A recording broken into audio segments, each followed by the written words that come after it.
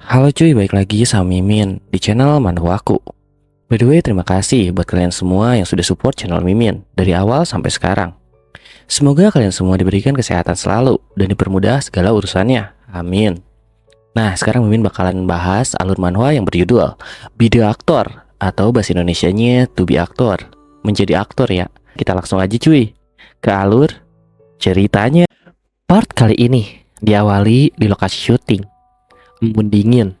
Konon, biji-bijian musim gugur tumbuh subur di embun yang dingin. Saat semuanya matang, daun-daun musim gugur berubah menjadi merah, dan alang-alang bergoyang seperti ombak keemasan. Di tengah semua itu, lokasi syuting menjadi ramai. Lokasi syuting di pagi hari tampak seperti pasar tenaga kerja. Begitu drum berkarat itu mulai membakar kayu bakar, semua orang berkumpul untuk menghangatkan tangan mereka. Sangat berbahaya memegang peralatan syuting dengan tangan yang beku. Kim Seok-chul yang ada di sana pun berkata, "Semuanya, bawalah satu bungkus penghangat, masing-masing 3, jangan lebih dari itu." "Hei, Seok-chul, menurutmu kita bisa bertahan hidup hanya dengan 3 bungkus pemanas? Bersikaplah manusiawi dan beri kami 3 lebih banyak." "Untuk apa kamu menimbun anggaran produksi? Anggaran itu seharusnya digunakan di sini. Kita harus memegang kamera dengan tangan kosong. 3 tidak akan cukup." Sono yang ada di sana pun berkata, "Pak Sun baik, bukan hanya kameranya saja bukan, kita juga harus memegang lampu dengan tangan kosong. Orang yang berada di bawah lampu hanya akan merasa hangat. Memegang reflektor di tengah angin dingin ini sungguh dingin. Bisakah junior kita mati kedinginan?" "Seonwo, kamu jadi berani sekali membantah seniormu seperti itu setelah sedikit bulu kudukmu berdiri. Kamu tidak bisa terlalu merhatikan keluargamu. Apa kamu tidak lupa betapa aku memperhatikanmu saat kamu masih pemula?" "Bagaimana mungkin aku lupa, senior? Kau memarahiku habis-habisan karena reflektor kupu-kupu tidak terpasang dengan baik. Kau bahkan menyuruhku mempertimbangkan jalan lain.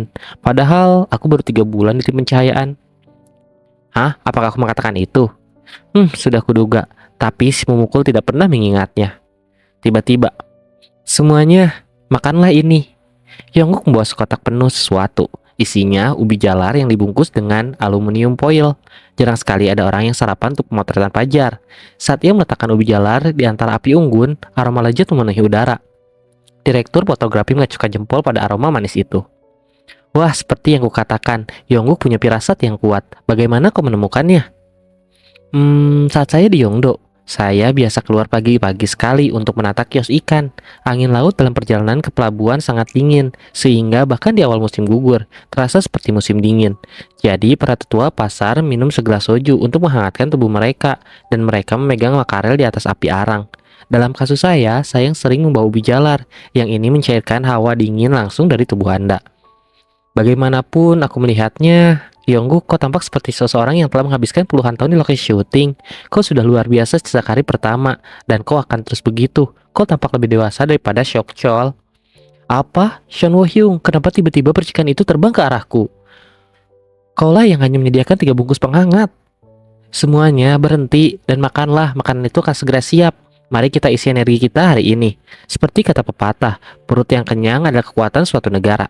Saya membawa banyak makanan, jadi mereka yang lapar bisa makan lebih banyak. Dan saya juga sudah memesan perka untuk dipakai tim syuting. Jadi jangan khawatir tentang musim dingin yang akan datang." Mendengar perkataannya, asisten direktur Kim Seok-chul yang sedang berdebat membuka mulutnya lebar-lebar karena terkejut. "Yongguk, jangan bilang kalau itu sebabnya kau mintaku mencari tahu semua ukuran kru film terakhir kali." Yongguk hanya tersenyum tipis tanpa sepatah kata apapun. Ia tahu betapa kerasnya kru film bekerja di lokasi syuting. Ia menghargai kerja keras mereka. Jadi ia tidak keberatan melakukan itu untuk mereka. Ya, maksudnya apalagi yang harus dia lakukan dengan uang yang dihasilkan.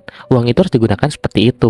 Kemudian sang sutradara dengan ubi jalar yang setengah dimakan di mulutnya, bertepuk tangan dan berteriak, "Semuanya berikan tepuk tangan untuk aktor Jang." Begitu aktor Kim Hyun Soo tiba di lokasi syuting, ia merasakan kehangatan. Bukan cuacanya, tetapi suasana unik di lokasi syuting. Serangkaian kesulitan mulai dipersiapkan untuk syuting sejak fajar yang dingin. Namun, kru film tidak pernah kehilangan senyum mereka. Di antara mereka tidak mungkin untuk tidak melihat seorang aktor baru bernama Jang Yongguk. Apakah begitu?" tanya Kim Hyun Soo. "Ya, musim dingin saat ini akan hangat karena Yongguk," jawab orang-orang di sana. Mendengarkan cerita yang terungkap saat syuting fajar dari manajernya, ekspresi Kim Hyun Soo menjadi cerah. Kim Hyun Soo bergumam, "Sungguh menarik. Mereka mengatakan bahwa suasana lokasi syuting dipimpin oleh aktor utama. Namun, tidak mudah bagi aktor pemula untuk mengambil peran itu. karena mustahil untuk membangkitkan suasana lokasi syuting tanpa pengalaman yang cukup. Ya, dia adalah aktor pemula yang tiba-tiba menjadi bintang remaja lewat drama, tetapi tidak ada tanda-tanda kesombongan atau rasa puas diri. Belum lagi, dia tidak ragu untuk melakukan pekerja keras dan membaur dengan staf seolah-olah mereka adalah keluarganya. Melihat itu, saya hanya bisa mengatakan bahwa dia benar-benar luar biasa. Semakin aku melihat kemampuannya, dia semakin mengesankan.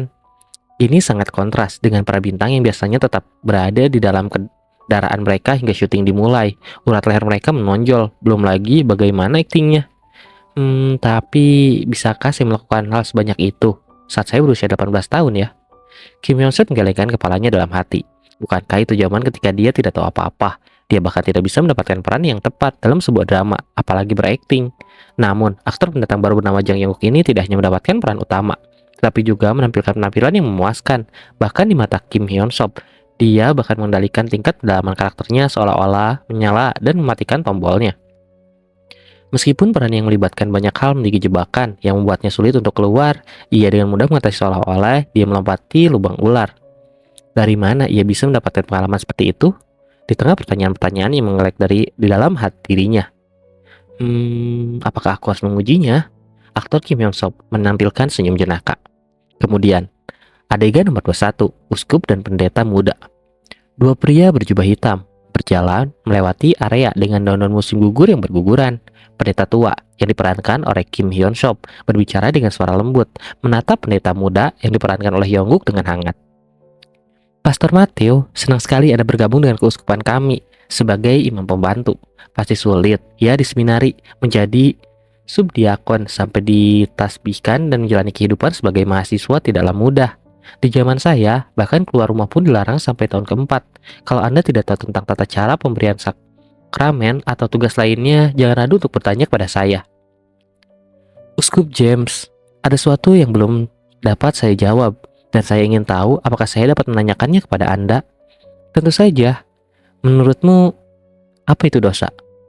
Bukanlah suatu kebetulan bahwa pendeta muda itu telah ditugaskan di keuskupan tempat Uskup James berada. Itulah pula yang selama ini ia dambakan. Di antara 7 dosa dalam Alkitab, bukankah ia adalah pendosa terakhir? Ia mampu menipu orang-orang, percaya dengan senyum sedih dan suara lembut, tetapi ia jelas-jelas melakukan keserakahan.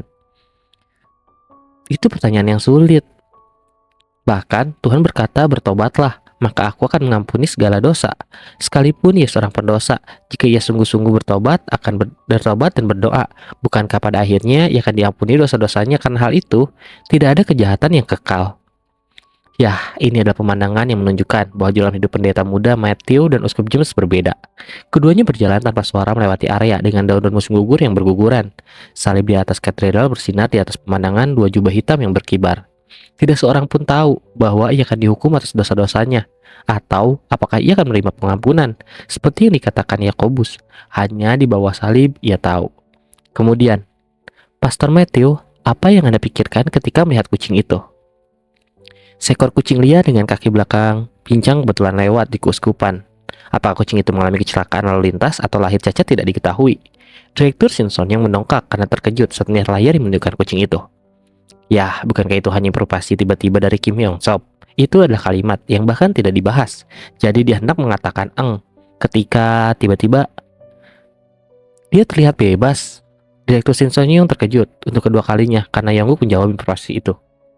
Kemudian Kim Hyun Suk melanjutkan, tidakkah kamu tidak merasa kasihan dan merasa bahwa dia itu menyedihkan?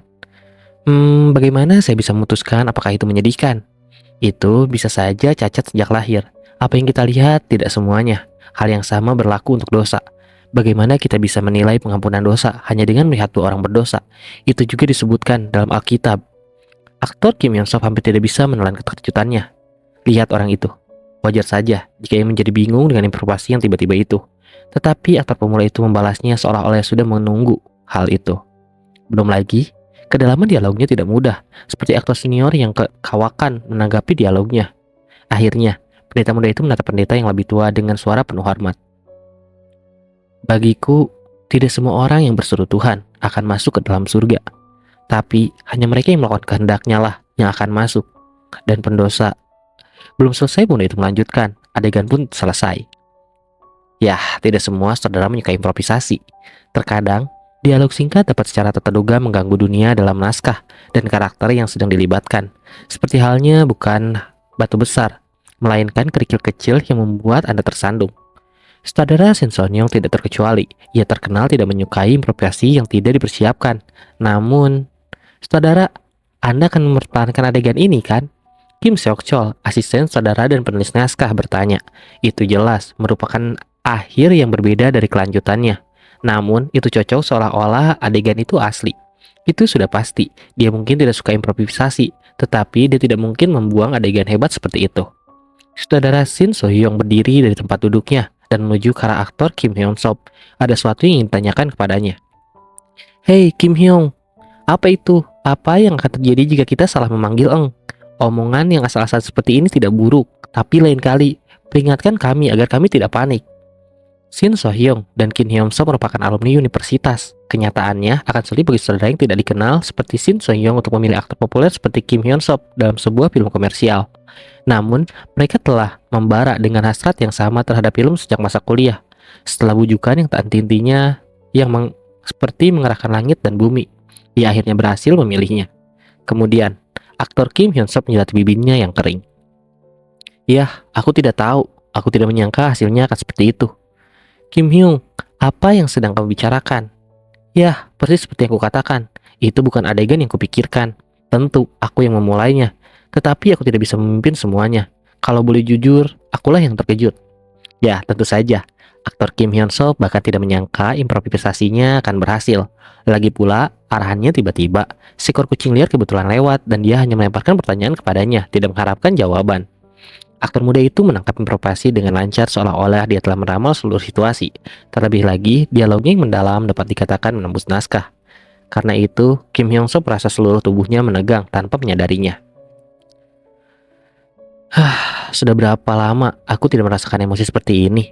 Terkadang ketika aktor membacakan dialog mereka satu sama lain, reaksi kimia tampak terjadi.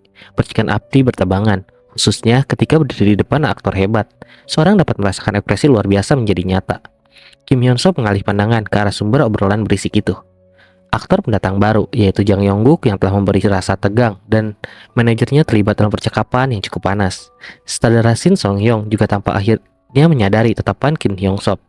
Kenyataan bahwa adegan brilian tercipta dari momen kecerdasan itu bukanlah karya aktor parubaya Kim Hyun-sop, tetapi karya aktor pendatang baru Jang Yong-guk.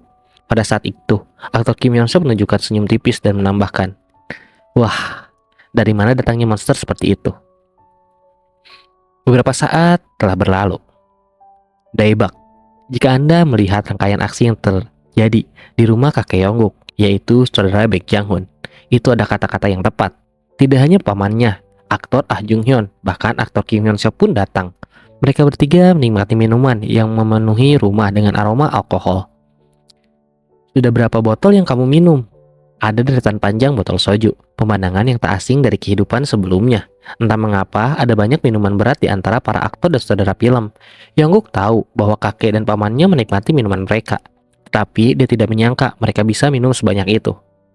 Tuan, Yong-guk bocah ini benar-benar hebat. Hehe, begitukah? Sial, dia benar-benar hebat. Aku sudah tahu sejak pertama kali melihatnya saat masih kecil. Dia akan menjadi orang hebat. Tapi apakah Yong-guk benar-benar berakting dengan baik di lokasi syuting? Hyung, apa aku harus memanggilnya dengan sebutan itu hanya karena dia berakting dengan baik? Kecerdasannya yang cepat itu mengesankan. Suatu kali, aku mencoba berimprovisasi dan dia membuatku kewalahan. Sudah lama sejak aku merasa seperti itu. Kali ini aku merasakannya lagi di depan anak itu. Apa? Hal seperti itu terjadi? Paman Ah Jung-hyun dan Kim Hyun-sop tertawa satu sama lain. Begitu asik mengobrol hingga mereka tampak tidak menyadari hal-hal lain. Kadang-kadang, kakeknya menambahkan suatu atau dua kata, tapi utama obrolan mereka adalah Yong-guk. Dengan Kim Hyun-sop yang menceritakan keseluruhan ceritanya, dan kakek serta pamannya mendengarkan dengan penuh perhatian. Mereka tampak penasaran dengan perilaku Yong-guk di luar syuting. Sudah berapa lama waktu telah berlalu. Yong-guk, ayo bergabung dengan kami untuk minum. Paman, saya masih di bawah umur. Nah, lihat punggungmu. Kamu sudah dewasa sekarang. Kamu akan segera menikah. Ah, Tuan, Yong-guk benar-benar hebat. Hehe, begitukah? Ketiganya jelas-jelas mabuk. Itu terlihat jelas hanya dengan melihat mereka. Pamannya yang lidahnya telah kendur karena alkohol mendorong seorang anak di bawah umur untuk minum, dan Kim Hyun Sop mengulang kalimat yang sama kepada kakeknya dengan ucapan yang tidak jelas. Yongguk tidak pernah membayangkan bahwa Kim Hyun Sop yang dulu dikira adalah pemeran pendukung terbaik di kehidupan sebelumnya akan menjadi pria yang banyak bicara. Dan juga tentu saja pamannya yang merupakan aktor nasional. Kepribadiannya di layar dan di luar layar sangat bertolak belakang. Paman, Sembenim, cukup hari ini ya. Yongguk, tidak ada seorang pun yang menunggu kita di rumah, jadi mengapa kamu terburu-buru? Yongseok-kung benar. Yongguk terkejut karena mengapa juga mereka membahas tentang pernikahan kepada dirinya. Pagi selanjutnya, Yongguk membantu pengurus rumah menyiapkan sup tauge untuk mengatasi mabuk di pagi hari. Mereka bertiga benar-benar mabuk tadi malam. Jadi Yongguk berharap ini akan membantu mereka merasa lebih baik.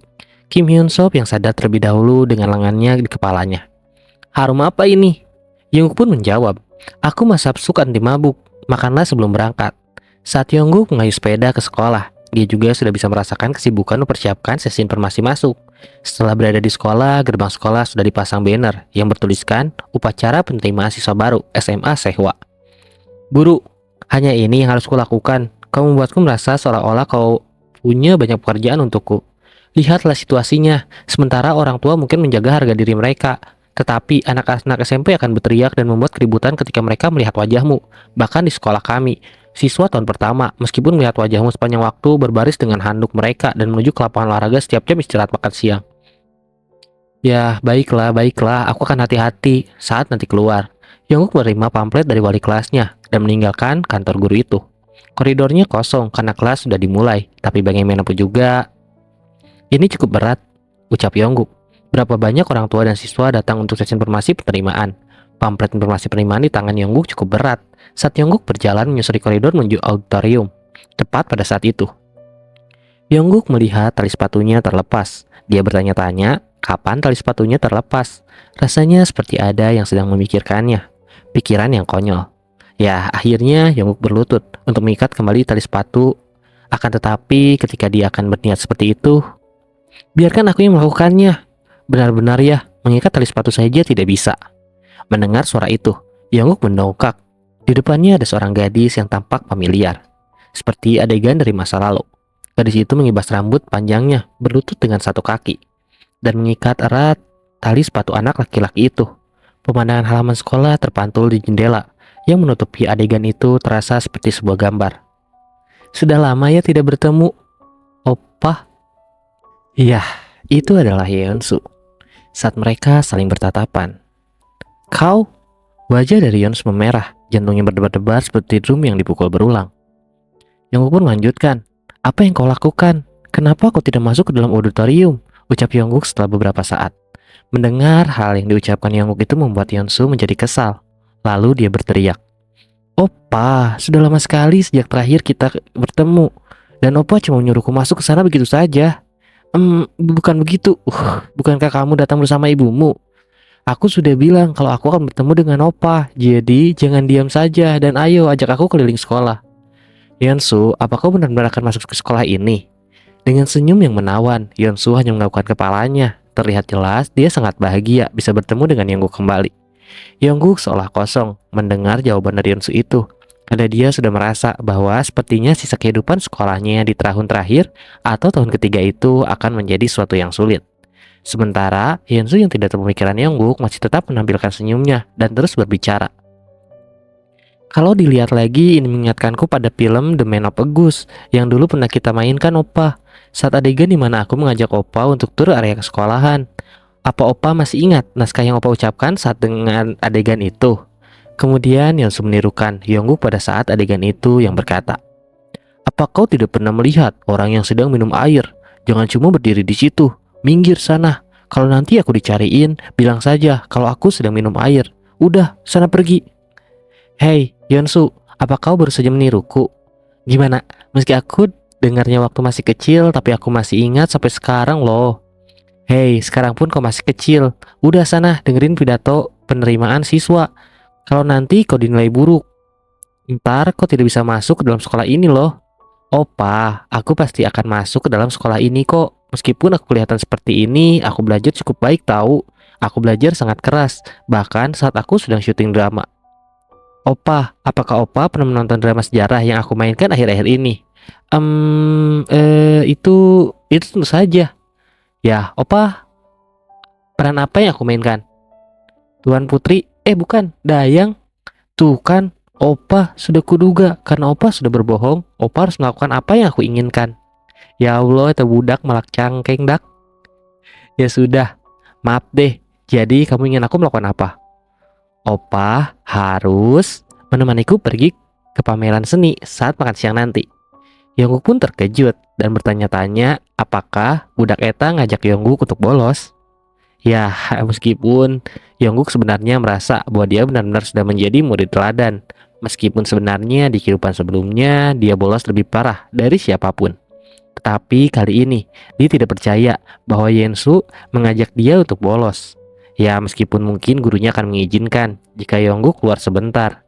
Akan tetapi kemudian Yongguk pun bertanya, Yensu, kenapa harus pergi ke pameran seni?